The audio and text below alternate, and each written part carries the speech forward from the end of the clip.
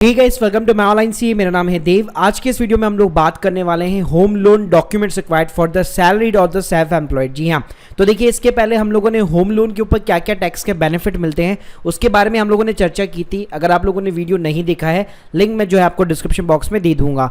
तो गाइस आज के इस वीडियो के अंदर हम लोग डिटेल के अंदर बात करेंगे कि कोई भी एज ए बिगनर या कोई भी फ्रेशर बंदा अगर होम लोन के लिए अप्लाई करना चाहता है तो उसको स्टार्टिंग से ही क्या क्या डॉक्यूमेंट जो है मेंटेन करके रखने चाहिए, ताकि जब भी वो होम लोन के लिए अप्लाई करे तो उसके पास में सारे इनफ डॉक्यूमेंट्स पहले से रेडी हो। सो देखिएगा, इसमें हमेशा आप लोगों को सजेस्ट करना चाहूंगा कि कभी भी आप कोई भी लोन के लिए अप्लाई क्यों ना करें, हमेशा सबसे पहले आपका जो काम होना चाहिए that is check your CIBIL. और गाइस सिबिल को जो चेक करना काफी आसान है, फ्री ऑफ द कॉस्ट है। मैं वीडियो इसके ऊपर ऑलरेडी डिटेल के अंदर बना चुका हूं, इसके लिंक भी जो है मैं आपको डिस्क्रिप्शन बॉक्स में दे दूंगा, जहां पे एक प्रॉपर आप अपनी जो है सिबिल की रिपोर्ट चेकआउट कर सकते हैं कि कितना आपका यहाँ पे स्कोर है और कहां पे आपने कितने लोन के लिए अप्लाई कर रखा है। क्योंकि गाइस होता क्या है, सिबिल के अंदर ना सिर्फ आपका लोन का अमाउंट दिखता है, इवन आपने जहां जिस बैंक के अंदर अगर सिर्फ लोन के लिए इंक्वायरी भी अगर डाली है तो वो भी आपको यहाँ पे शो कर जाती है। सो गाइस अगर हम लोग सबसे पहले डॉक्यूमेंट्स की बात करते हैं तो वो लगते हैं आपके बेसिक केवाईसी डॉक्यूमेंट्स। ये चाहे सैलरी वाला बंदा हो, सेल्फ एम्प्लॉयड हो, दोनों के केस में सेम होता है, जिसके अंदर आपका PAN card, Aadhaar card, passport, driving licence, voter ID,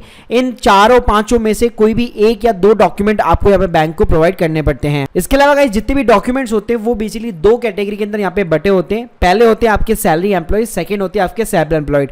तो गाइस अगर मैं सैलरी एम्प्लॉयज की बात करूं तो इनके पास में सबसे पहले फॉर्म 16 यहाँ पे होना चाहिए। अब ये देखिए जो फॉर्म 16 होता है, पहले मैं आपको फॉर्मेट दिखा देता हूं। इस टाइप का फॉर्म 16 होता है जो कि यहाँ पे एम्प्लॉयर बेसिकली इशू करता है। लेकिन गाइस प्रॉब्लम क्या होती है ना, यहाँ पे इंडिया के पास में जो जितने भी एम्प्लॉयर होते हैं, मतलब सब फॉर्म 16 इशू नहीं करते, क्योंकि केवल जो बड़ी कंपनीज होती है या जो अच्छे लेवल वाली जो कंपनीज होती है वही केवल अपने एम्प्लॉयज का टीडीएस वगैरह काटती है और वही फॉर्म 16 यहाँ पे इशू करती है।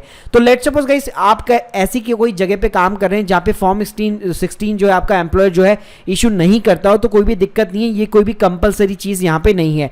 इसके अलावा गाइस आपके पास में 3 महीने की सैलरी स्लिप्स होनी चाहिए। तो लेट्स सपोज अगर आपके पास में फॉर्म 16 नहीं है तो आप क्या कर सकते हैं, अपने एम्प्लॉयर से यहाँ पे 3 महीने की सैलरी स्लिप मांग सकते हैं।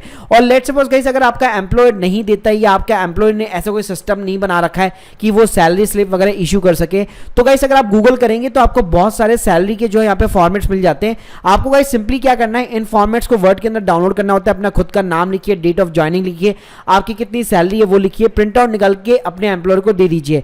अपने एम्प्लॉयर को देने के बाद में उनके सिग्नेचर जो है यहाँ पे ले लीजिए, प्लस उनके पास में एक सील होती है, एक बेसिकली राउंड गोल सील होती है, वो सिंपली आप इसके ऊपर पेस्ट करवा सकते हैं। इसके अलावा गाइस आपके 6 महीने का मिनिमम यहाँ पे बैंक स्टेटमेंट चाहिए होता है, चाहे फिर आपका वो सैलरी अकाउंट हो या फिर सेविंग अकाउंट हो।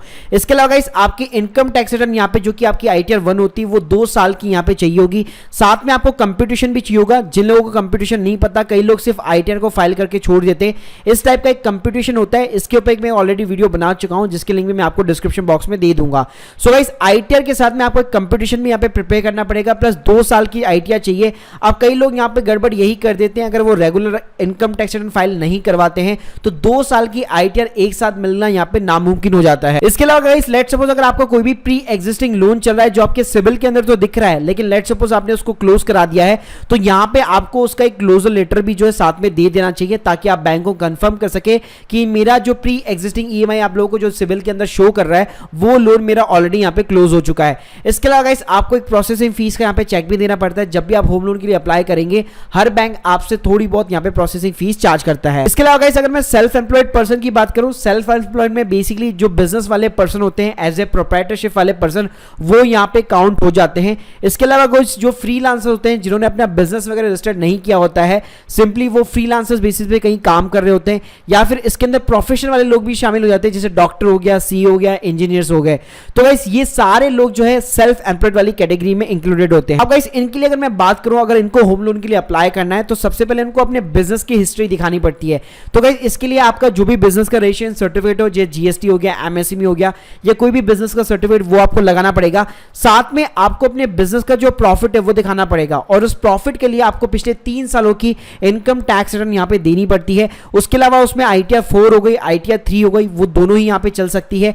इसके अलावा आपका कंप्यूटेशन हो गया, जो इनकम टैक्स रिटर्न आपको बना के दिया है CA ने, उसके साथ में कंप्यूटेशन हो गया। साथ में गाइस आपकी बैलेंस शीट और प्रॉफिट एंड लॉस अकाउंट हो गए, ये अनऑडिटेड भी हो सकते हैं, ऑडिटेड भी हो सकते हैं। कई बार स्पेशली लोन जब अप्लाई करते हैं आप होम लोन के लिए, तो स्पेशली आपको अपने बैलेंस बैलेंस शीट और प्रॉफिट एंड लॉस अकाउंट यहाँ पे बनवाने पड़ते हैं। इसके अलावा गाइस आप जब जीएसटी, अगर लेट्स सपोज आपके पास में जीएसटी नंबर वगैरह है और अगर आप रेगुलर बेसिस पे रिटर्न वगैरह फाइल करते हैं तो आपका टर्नओवर कैलकुलेट करने के लिए भी बैंक को यहाँ पे आपकी जीएसटी रिटर्न फाइलिंग की रिक्वायरमेंट पड़ेगी। इसके लिए आपका लास्ट 1 ईयर का करंट बैंक अकाउंट का स्टेटमेंट भी चाहिए होगा और साथ में आपका जो पर्सनल बैंक अकाउंट है जहां पे आप मान लीजिए अपने करंट अकाउंट से सैलरी वगैरह विड्रॉल करते हैं या उसका जो प्रॉफिट है वो सिंपली आप विड्रॉल करते हैं तो आपका पर्सनल बैंक अकाउंट में मिनिमम 6 मंथ का स्टेटमेंट चाहिए होगा।